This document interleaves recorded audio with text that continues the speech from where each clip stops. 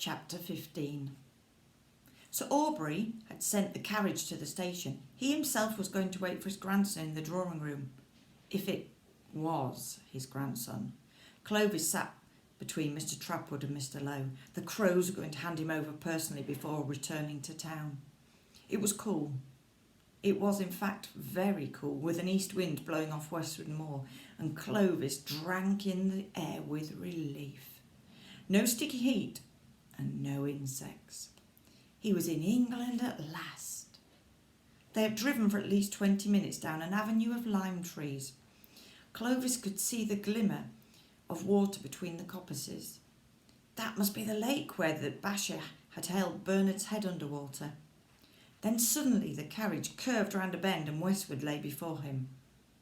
It was exactly as Finn had described it, an east wing, a west wing, and a block in the middle. But it was very large, larger than he had been able to imagine. For a moment, Clovis found his stomach lurching. The Crows were easy to hoodwink. They'd fawned on him all through the journey and spent their spare time in the bar. But Finn's grandfather would see through him. He was sure of that. They passed the fountain with the person on it who was strangling a snake.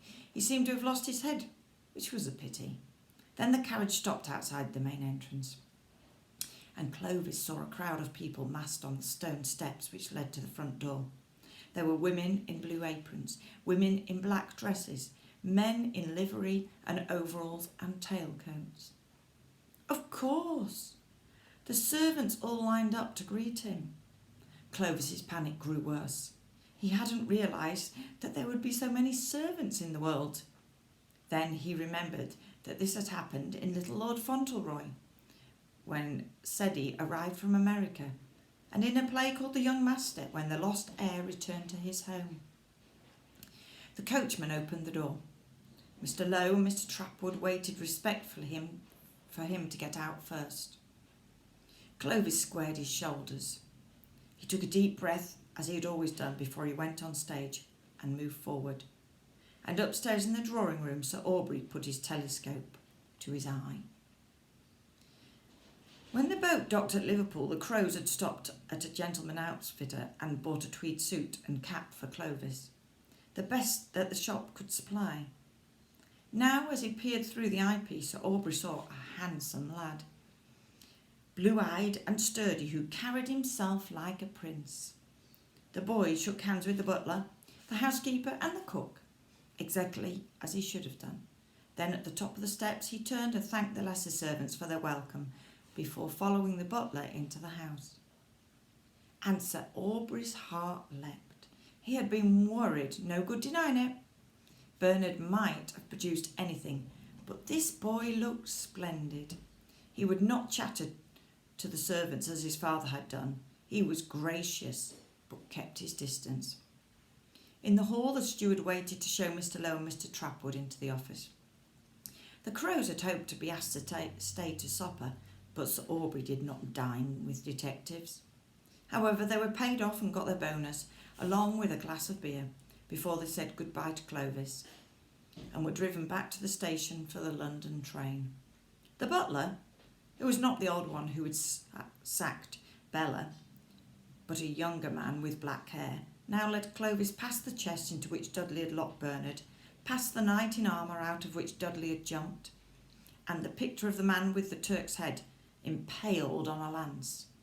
Then he knocked on a heavy oaken door, announced, "Master Taverner, Sir Aubrey," and withdrew. Over what seemed like acres and acres of rich dark carpet, Clovis looked at Sir Aubrey Taverner, and Sir Aubrey Taverner looked at him. Clovis saw a stout, red-faced man with a white moustache and bushy eyebrows. He was leaning on a stick, so Clovis thought he must have gout. Everyone older than 50 seemed to have gout in the sort of plays Clovis had acted in, and he decided to be very careful and not bump into him. Sir Aubrey, on the other hand, saw the grandson of his dreams. Clovis's eyes were very blue. His hair was thick and golden. He bowed low over the hand stretched out to him. The Goodleys had been very keen on proper bowing. "Well, my boy, here you are at last. What made you hide away so long?" Clovis had thought of the answer to this one. "Because I was afraid I was not worthy to fulfil my role." He looked at Sir Aubrey to see if he'd overdone it, but he hadn't. "Nonsense, you'll soon learn, my boy. And then, you're not at all like your father. Not at all." "I believe I take after my mother, sir," said Clovis. Since he'd never seen his mother, who had dumped him in an orphanage as soon as he was born, he felt quite safe in saying this. "All the same, you remind me of someone. Now, who can it be?" Clovis waited nervously. "Then, I know," said Sir Aubrey. "Yes, your great-great-uncle Alwyn. He was an admiral in Nelson's navy. Went down with his ship at the Battle of the Nile. There's a portrait of him in the gallery. I'll show it to you later." Clovis then asked what had happened to the head of the man who was strangling a snake, and Sir Aubrey said that Dudley had blasted it off with a shotgun. "He was after some poachers," he said, and fell silent, looking very sad. "Splendid chap, Dudley. Ask anyone." Clovis said that he had heard from his father how strong Dudley was, and tried to think if he had heard anything nice about Dudley, but he hadn't. Fortunately, since Sir Aubrey was looking very upset, the butler announced Mrs. Smith and her 3 older daughters. The younger daughter, Prudence, was still in nappies and did not go out to dinner. Again, Clovis had no difficulties in recognising Mrs. Smith as the basher and her daughters as the ones who were no use to Sir Aubrey because they were the wrong sex.